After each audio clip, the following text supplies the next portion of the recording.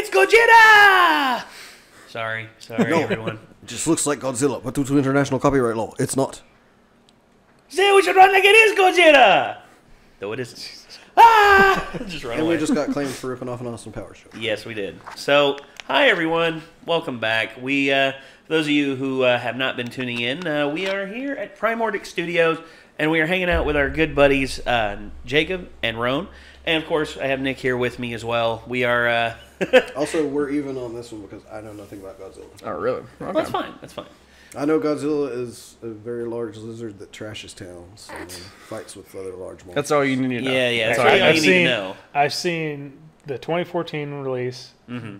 and then my favorite is the 1998 one, which I've heard is Oh my God, that's trash. completely and totally accurate. Trash. That's a lot of fish. Yeah, we're right. Matthew Broderick. I've enjoyed almost every Godzilla movie I've ever watched, even though I don't know. Even though they don't really tie into each other a lot of times, they're just fun watching the destruction most of the time, and then these epic battles. It's really cool. So And some of the ridiculousness as well. For me, probably the worst one, but yet I had some of the most fun watching was Godzilla versus Megalon, because Godzilla did this running flying drop kick where he just flew about a good and just tilted back. With tilted back and did a drop kick to Megalon and Gigan, and it was really funny. And then of course there was Jet Jaguar who was there with him. Well, it's the proportion of his legs isn't really that big. It's kind of just like T-Rex-y style, you know. It's they're definitely big, but he would have to turn his whole body back to get his legs up. Yeah, it was just ridiculous fun. But the Godzilla films, I think with these they're trying to build the continuity, and they're also trying to build I'm not going to say they're trying to build the MCU within the a MCU-esque Godzilla thing, but they are trying to build a monster universe because. No. This ties into Kong Skull Island. Yeah, Kong Skull Island was actually good. I liked it too. I liked it a lot. It was a different take on the whole King Kong thing. Yeah. It goes to the whole mysterious island thing, and ties it in with the Godzilla. Yeah, and it's actually really good. And at the end of Kong Skull Island, we see this painting mural on the wall of all the other monsters that are in the monster universe, including Godzilla, King Ghidorah, Mothra, and Rodan. And that actually makes me excited for this because I don't know what way to describe it well, but shit like this I like. Monster Mash movies. When there's variety to what you're seeing and stuff, it's when it's just one big monster trashing a town, I'm like, all right. But when there's a bunch of big cool designs, and they're all fighting each other, it's that's real cool. I like that. My only complaint of Kong Skull Island is they had way more helicopters than were on that ship. They did. That's not a lie. They did. Yeah, it's like they breeded in air because they had 4 times as many helicopters. Well, they had to give Kong some stuff to take down. Yeah, but which also was silly. Hey, there's a big 300-foot monkey. Let's fly at it. Yeah, we're gonna shoot it in the face. Yeah, let's and fly then it just closer. throws a friggin' palm tree like a lawn dart straight through. Yep. Yeah, that's awesome. you saw that, right? Oh yeah. So yeah, it is a good monster. It's a good monster movie, and even though the spatial stuff doesn't make much sense, I still liked it a lot.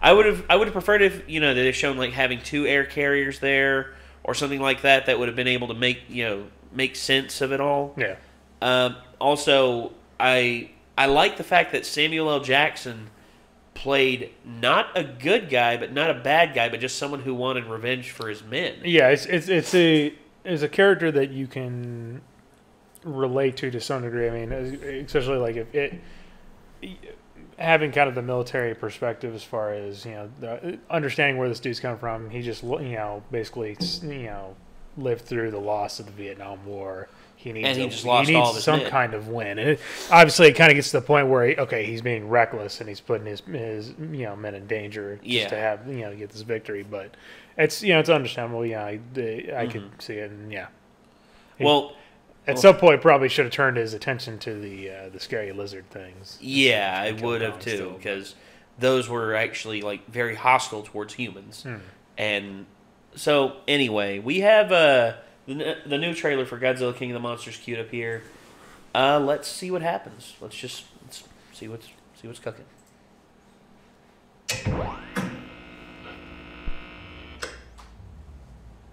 Hello? Mike? Sorry, Stranger Things. Is anyone there? Yeah.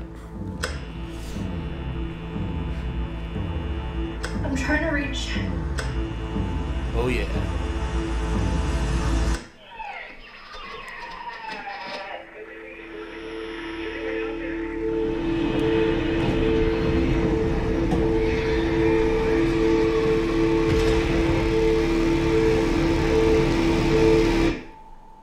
Stop using your powers, 11. I'm sorry, I'll stop now. Oh, Rodan. Senators, The we monsters. believe that these titans King Ghidorah. are just the tip of the iceberg.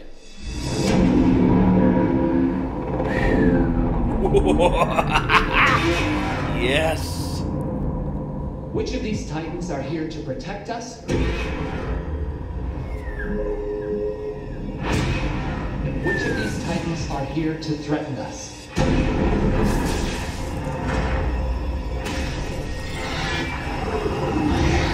Oh, that is awesome. So you'd want to make pretty Godzilla sick. our pet? CCH Pounder. No. I'm glad they got her. We will be his. What up, It's G-Man? gonna be okay.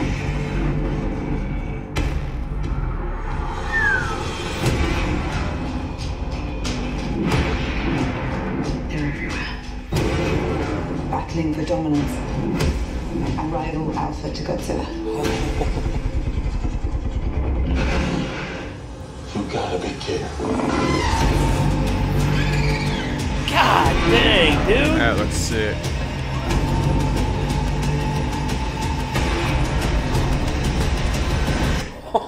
Jesus fucking Christ. Nice.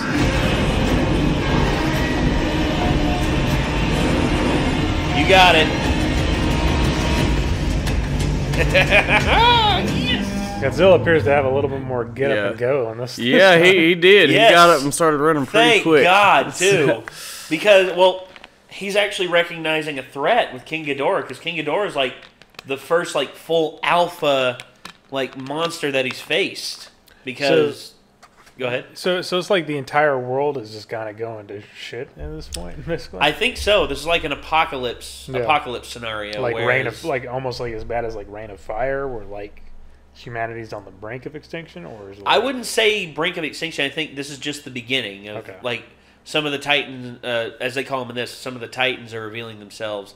You know, I'd say probably Rodan. Seen one that came out of the volcanic it's kind eruption. of like That's Pacific Rodan, Rim, yeah. sort of, where like humanity's in a precarious position, but it's not like threatened yet. No, it's not under threat. I think they're going to cordon off certain continents, like certain parts of the continents, for these monsters to fight. Yeah. And like build up put up a perimeter to where they can at least have some sort of defensive line for them to pull back to. Now, Go ahead. in the lore, isn't it like the monsters they need to feed on like radiation, right? Like the whole In just those certain ones, I think they're going to abandon that to a certain degree, because that was a part of the film that a lot of people were interested in, but found the storytelling element to be quite boring. I imagine it wouldn't lend to them living very long if there was no more radiation for them to feed off of. No, you see, with these monsters, I think they're a lot like Godzilla. Godzilla doesn't feed off the radiation. Yeah. The Mutos did, the villains and the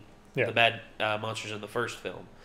Those definitely did. Whereas these monsters, I think, are re-emerging and are attempting to retake the surface of the world. They're trying to retake the world and make it their own. Okay. It's sort of It's a lot like how the Titans of Roman or of Greek mythology used to be. Right. Humans fully subservient to them, or completely wipe humanity out if they're too much of a threat. Yeah. Which there was actually a plan a long time ago. Guillermo del Toro, when he did Pacific Rim, they actually wanted to tie this universe and the Pacific Rim universe together. They actually wanted to do that, and Guillermo del Toro actually said he had a plan for it. But where Pacific Rim 1 was a moderate success, it completely hinged upon his success with the film Crimson Peak. And Crimson Peak was a good film, but it wasn't the massive hit that they were expecting, and thus they said, all right, Guillermo, we can't okay you doing any more Pacific Rim movies. We're going to move ahead without you at the director's chair. What's Crimson Peak? Crimson Peak was a horror film that he did. Okay. And it was good. It was really good. It had a lot of really cool stuff in it. I actually really liked it. But it just... I guess it was just a box office bust. Well, it made money at the box office, but the thing about it is the studios expect you to make a lot more money, especially if you're going to dump a lot of creative stuff into this and try and change the landscape of like what's popular in film, which he's tried. It's just people often realize it too late. It's just like Pan's Labyrinth wasn't a massive success when it first came out. But then people were just like, holy crap, this film's like super imaginative, has some of the best makeup effects and like some of the scariest stuff that I've ever seen. Well, a lot of it comes down to like, if on that early end, like if you're working with especially like a low budget film, you don't have the money to advertise it out and everything. And so, a lot of that stuff kind of gets, it's more of a word of mouth kind of thing. So, well, of course, if the publisher doesn't invest money into advertising, how the hell is your film supposed to make money? I mean, that's like two of my favorite movies have been movies that people have just told me about, which is Pan's Labyrinth and Repo the Genetic Opera. Yeah. And, like, I wouldn't know about them unless people told me about them, Yeah, there wasn't any advertising done in the... Well, the reason why Pan's Labyrinth wasn't advertised as much here in the States is because it's effectively a foreign film. They speak Spanish in it. Yeah. And it goes over a very horrendous thing that happened, the Spanish Civil War, when that happened, which was a terrible thing, and a lot of travesties happened during that. But at the same time, by the same token, it's still it can be seen as a universally appealing film because there's a lot of sections of that film, there's no dialogue spoken. There's like during some of Pan's explorations into the labyrinth, there's no words. There's no words being spoken. It's just like pure action, just like come on. Visual storytelling. Yeah, like good visual storytelling. And I like that. But it's just a lot of people in Hollywood are obsessed with like if it makes money, it's just like now we're working on the 9th and 10th Fast and Furious films. Yeah. And what have they added to the filming medium outside? As long as we don't get any more Transformers movies, I'll take Fast. Okay. Take Fast and Furious over Transformers. We are getting another one. Fucking goddamn. But the guy who's directing it actually is a really good director, and Michael Bay is out. Yeah, I didn't see the last Transformers film. You don't have to see it. How do you have Transformers without Michael Bay? Easy. You don't have Michael Bay. Because honestly, Michael Bay, he's a good explosion guy, but the man is all substance, no story. Right. I mean, he's all about explosions and big, like, huge robots hitting each other. I couldn't even what tell are these what robots was fighting going about? on half the time with the robot fights. Yeah. The previous Transformers films. Like, I was overwhelmed by a lot of it. Yeah, there's too much going on. The trailer for the new one, though. Like, you can actually tell who's who and what's happening during each scene. It's really Bumblebee. Cool it's the Bumblebee movie, and it looks really good. And plus, the guy who directed is the same guy who directed Kubo and the Two Strings. Yeah, and that's a really beautiful film. I could also say that Michael Bay probably reamped that series more than anybody else ever had in history, though. But you got to think in what direction, though. Yeah. Eventually, how long can you carry that off till it just gets stale, though? Too. Well, you have to evolve though as a filmmaker, especially if you're making the same films over and over again. It's just like Steven Spielberg. Steven Spielberg has been doing the whimsy thing where he has a spotlight fetish and has spotlights in the background and everything, and then eventually people caught on to it, and he had to change, he had to evolve, and thus he's changing it. He's trying to make changes and do stuff differently. But you see, can't be a one-trick pony. Yeah. But for me, Michael Bay, he is a one-trick pony. He is a baseless one-trick pony. And I know people are going to say, you're just hating on Michael Bay. It's like, no, I have a legitimate criticism against Michael Bay. If you provide me with evidence to the contrary, I'll shut my freaking mouth. Now, during Texas Chainsaw Massacre, the beginning, which, if you ask me, is my only good Texas Chainsaw Massacre movie I like, and that one was Michael Bay. And he didn't direct it though; he produced it. Oh yeah, that's true. Yeah, I think it was Jonathan Hensley who directed it, and he actually did really good work with that. We are talking about all the movies except for Godzilla right now. Yeah, well, I know, right? That's what we do. Kind of get off track. That's how our reactions go. So this film, I'm excited about. I want to see how far they're going to go with the monster, like the monster destruction.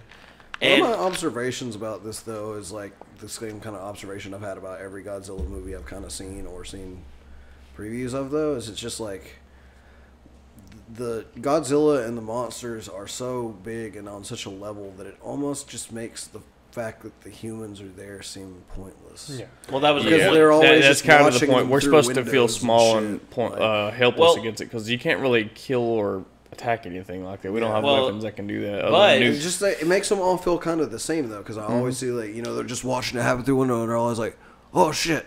No, shit, because who's to say that it won't be like it was in Godzilla 2014, where Ford is actually doing stuff to help Godzilla out, like destroying the nest. Yeah, like he destroyed the nest. Godzilla didn't do shit with that. Yeah. And when the monster tried to get Ford, Godzilla did the little blew the atomic breath down its mouth and ripped its head off. It was really awesome. Weird. No, I thought that was awesome. That's awesome because it has a weird, disturbing sexual thing to it. It was like.